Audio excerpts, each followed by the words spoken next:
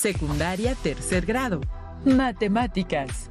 Comportamiento gráfico de una función cuadrática.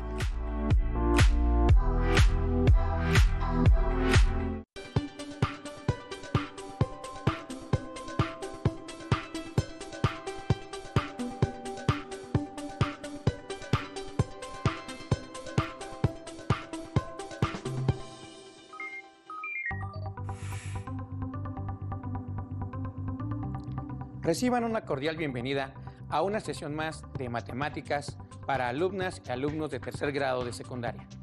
Me da mucho gusto estar aquí, en donde aplicaremos el ingenio y la creatividad para seguir aprendiendo juntos.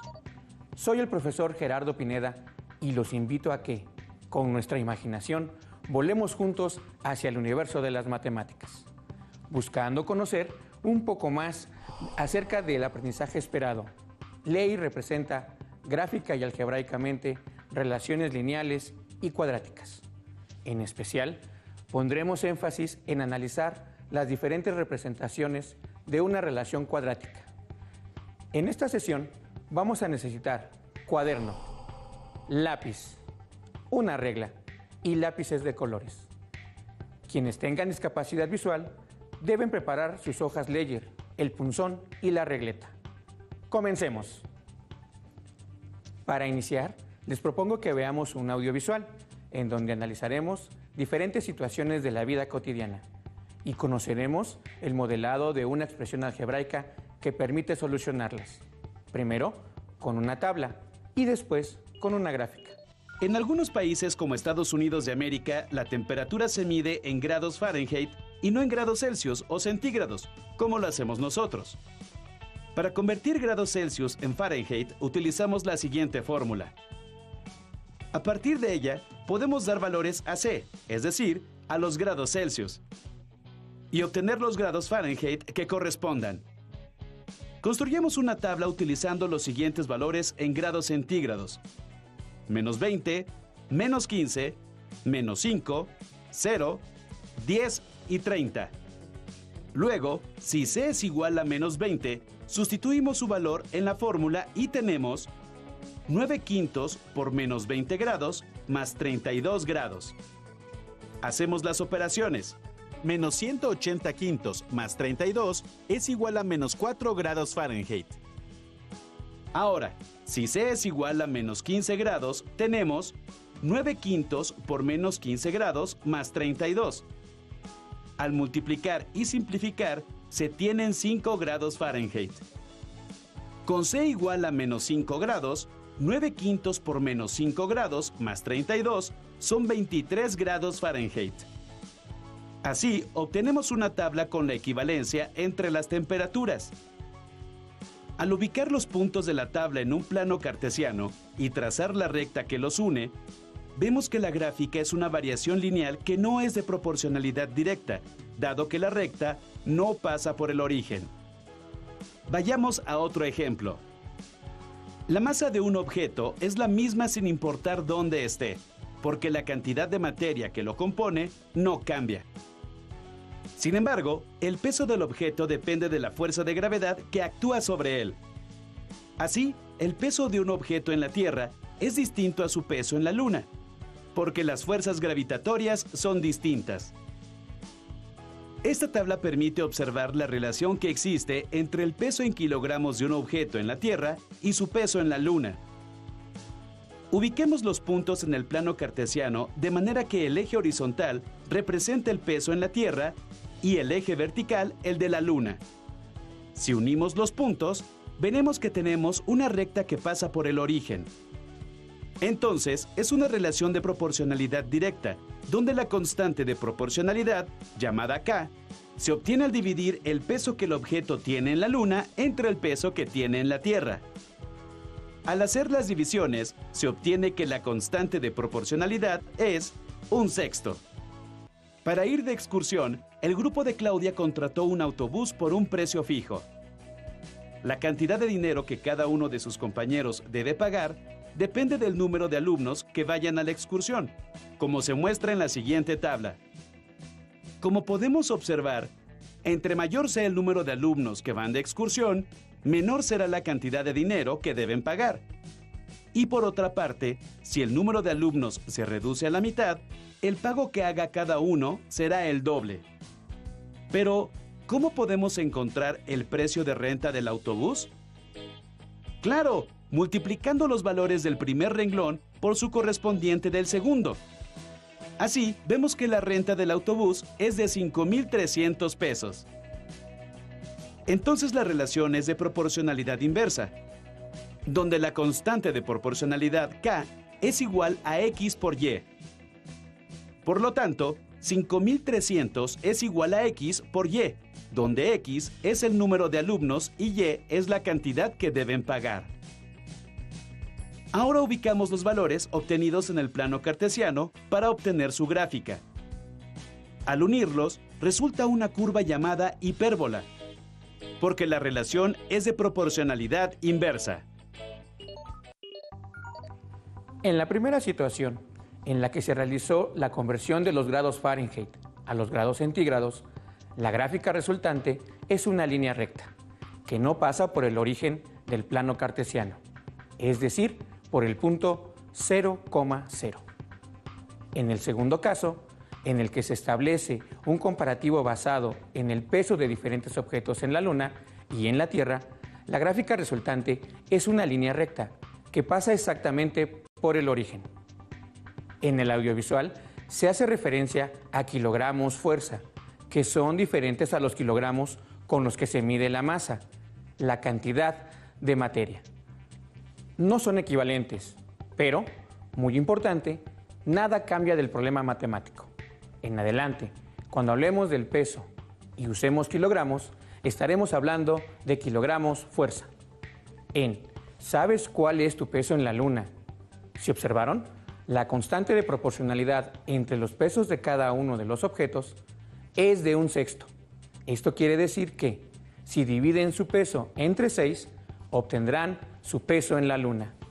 Veamos, yo peso 68 kilogramos. Si divido entre 6, vamos todos a la Luna para bajar de peso sin hacer dieta, aun cuando mantengamos la misma masa. Cabe aclarar que este es un valor referencial, ya que se involucran más operaciones y más datos necesarios para calcularlo con mayor precisión. En cuanto al tercer problema, el del autobús, la gráfica resultante fue una línea curva. Esto nos da una idea que, dependiendo de la situación presentada, los datos obtenidos y la relación que tengan entre ellos nos darán como resultado un tipo de gráfica diferente. Vamos a analizar el comportamiento de las gráficas según el tipo de ecuación que la modela. Comprobaremos que, al ir modificando los valores de la ecuación, estos se reflejan en el comportamiento de la gráfica. Utilicemos la expresión y es igual a x. Al graficarla en el programa de cálculo, observamos que pasa por el centro del plano cartesiano y la línea que la modela es una recta. Si ahora invertimos el signo de esta ecuación, es decir, graficamos y es igual a menos x, observamos que la línea se inclina hacia el lado contrario. Observen cómo, al cambiar el signo, cambia la dirección de la línea. Ahora, a la incógnita le sumamos 1. Observen cómo la línea se desplaza hacia arriba una unidad. Si le sumamos 2, ¿dónde cortará el eje Y? Claro, en el 2 positivo.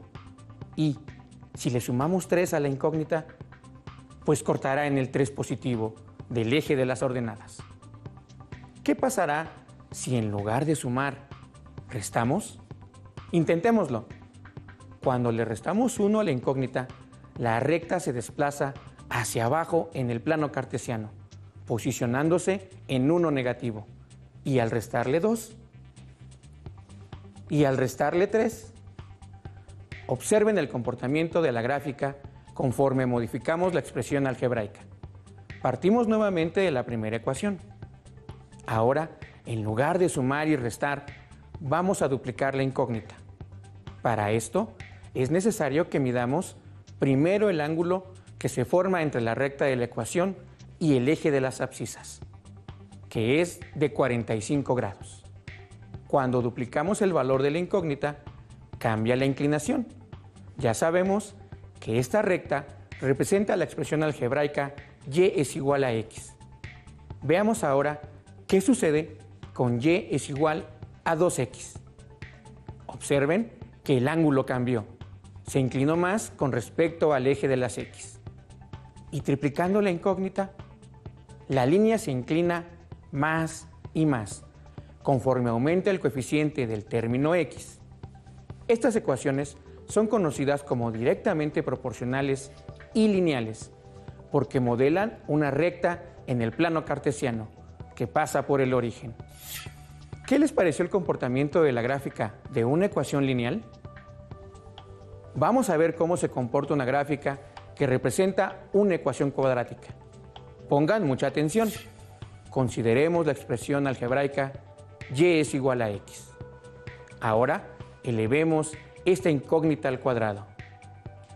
¿Qué pasa con la línea? Se convierte en una línea curva muy peculiar y el vértice de esta se encuentra en el origen del plano. Si cambio la ecuación de positiva a negativa, podemos observar que la curva se abre en diferente dirección, ya sea hacia arriba o hacia abajo. Ahora dupliquemos el término y veamos qué pasa con la amplitud de la curva. Se reduce. Si la triplicamos, la cuadruplicamos, se sigue reduciendo.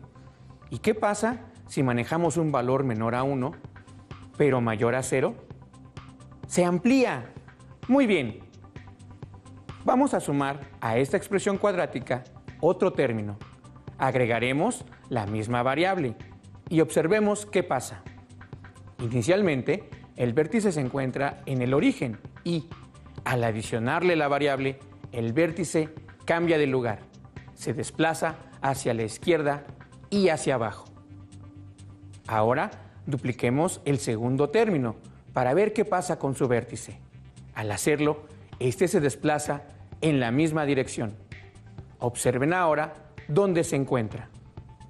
Si de esta forma seguimos incrementando el valor del segundo término, la curva se seguirá desplazando siempre en la misma dirección. Hasta aquí hemos visto cómo cambia una gráfica según los valores que tenga la ecuación que modela. Trabajemos ahora en un problema asociado a una situación de la vida cotidiana. Una empresa de aerotransportes realiza pruebas con contenedores que soporten las caídas desde cierta altura, de forma que puedan proveer de materiales a su personal en tierra, sin necesidad de aterrizar las aeronaves. Cuando el helicóptero se encuentra a una altura de 300 metros, debe dejar caer la carga, mientras un experto registra en una tabla el tiempo de caída y la distancia que recorre. Vamos ahora a plantearnos preguntas derivadas de la situación anterior. ¿Cuánto tiempo tardó en llegar la carga al suelo? ¿Cuál de las siguientes expresiones permite calcular la distancia de caída en función del tiempo transcurrido? Inciso A, 3t cuadrada. Inciso B, 3t. Inciso C, 9t. Inciso D, 3 más t al cuadrado. Para contestar, vamos a auxiliarnos de la tabla con los datos que el experto registró al momento de la caída del contenedor. Analicemos cada valor para poder descubrir cuánto tiempo tardó en caer la carga al suelo. Los datos registrados en la tabla son los siguientes. El tiempo de partida es 0 y la altura, según el problema, es de 300 metros.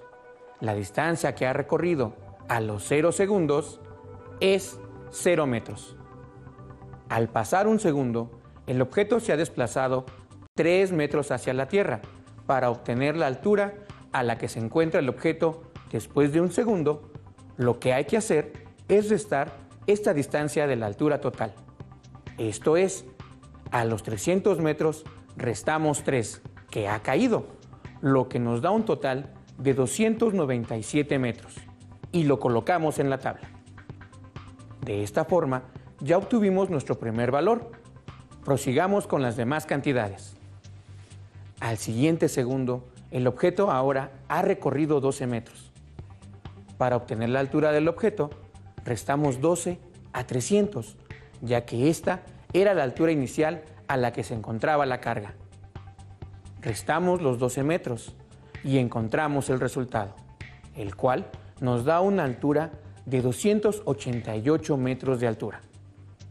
De esta forma, al ir restando la cantidad de metros que ha recorrido el objeto, menos la altura inicial, encontramos la altura actual.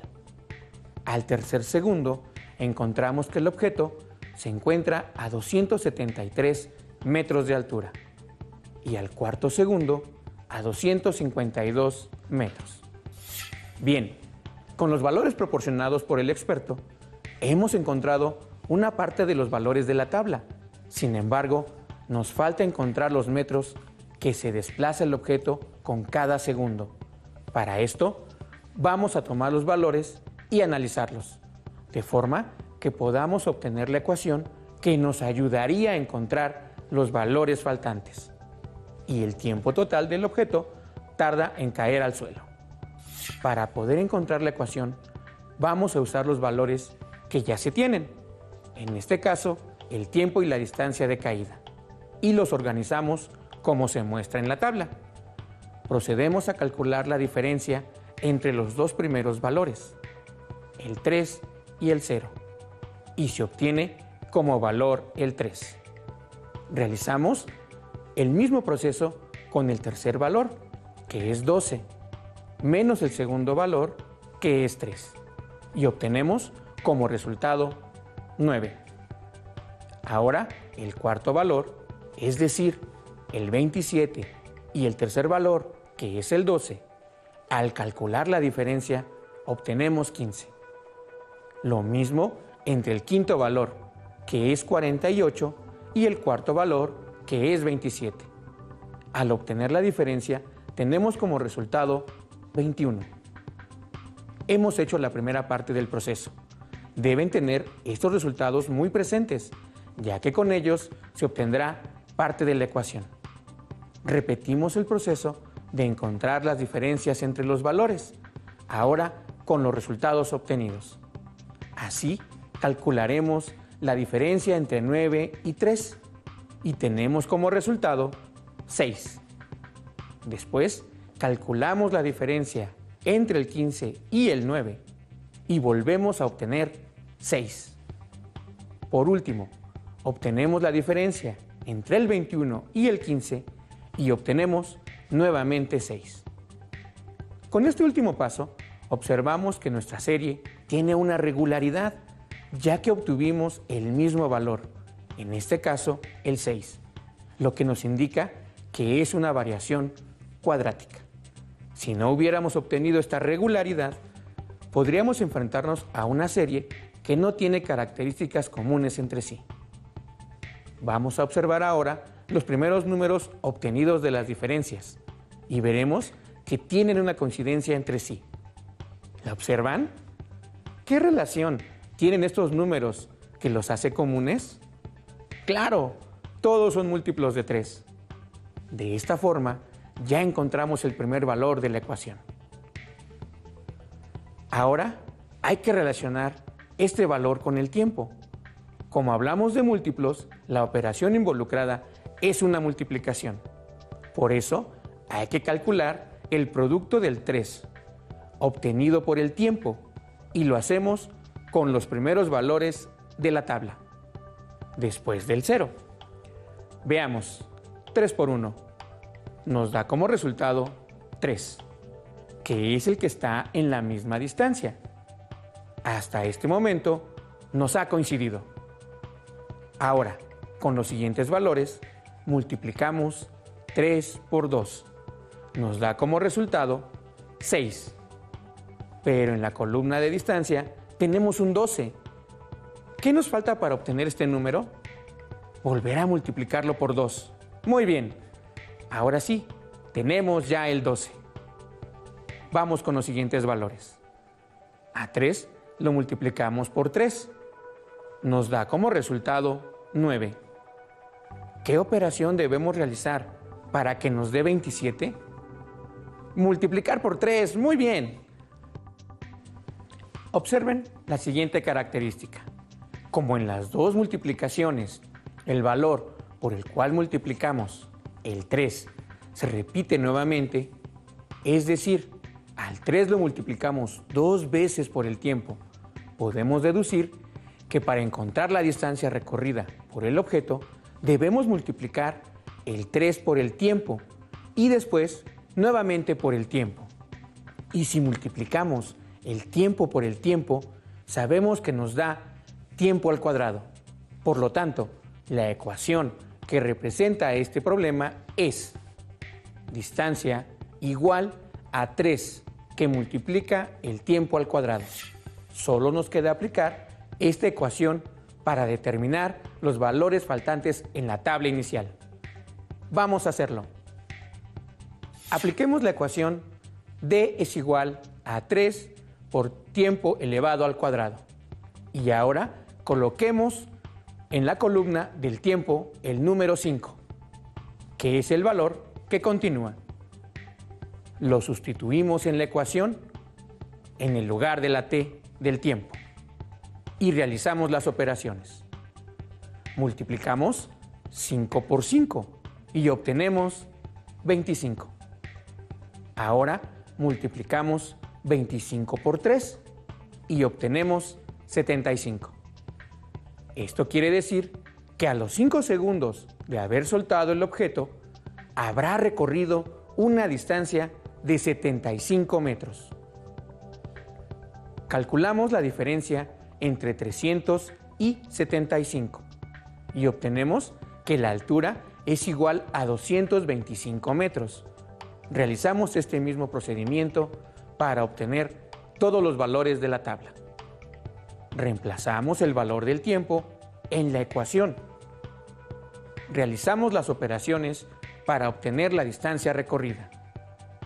Después, calculamos la diferencia entre 300 y la distancia. Y obtenemos la altura a la que se encuentra el objeto del suelo. Con lo visto, ya resolvimos ambas preguntas. Vamos a escribir los resultados. ¿Cuánto tarda el objeto en llegar al suelo? La carga tarda 10 segundos en llegar. ¿Cuál de las siguientes expresiones permite calcular la distancia de caída en función del tiempo transcurrido?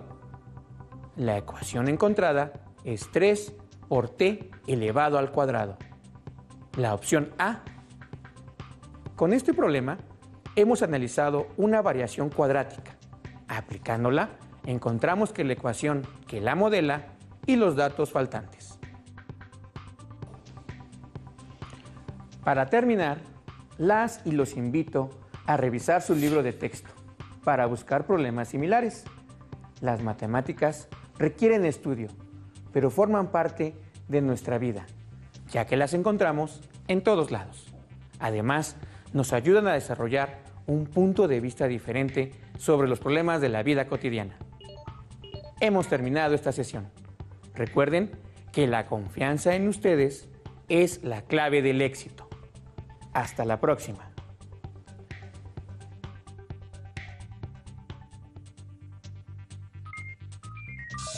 Si tienes dudas o necesitas ayuda, llama al Centro de Apoyo Pedagógico a Distancia. El número de teléfono para secundaria es el 55 36 01 71 23. Si requieres consultar los libros de texto en versión digital, recuerda que los puedes encontrar en la página conalitec.cep.gov.mx. Y recuerda que también cuentas con el sitio aprendeencasa.cep.gov.mx, en donde podrás ver nuevamente los videos de los programas y además encontrarás actividades para fortalecer tus aprendizajes. También te invitamos a que consultes la plataforma nuevaescuelamexicana.cep.gov.mx.